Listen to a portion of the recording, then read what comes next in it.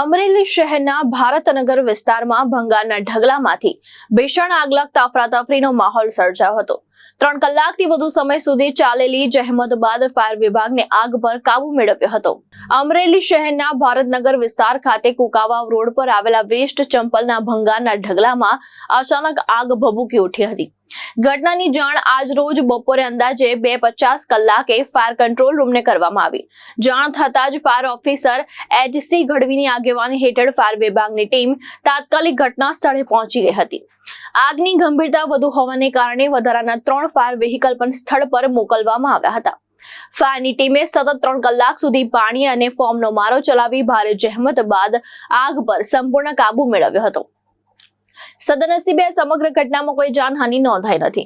આ કામગીરીમાં હિંમતભાઈ બાભણિયા, પ્રવીણભાઈ ચૌહાણ, નિલેશભાઈ સાનિયા, રણજીતભાઈ સગર, કમલેશભાઈ જોશી, કૃષ્ણભાઈ ઓડકિયા, સવજીભાઈ ઢાબી અને હર્ષભાઈ ચાવડા સહિતનો ફાયર સ્ટાફ જોડાયો હતો।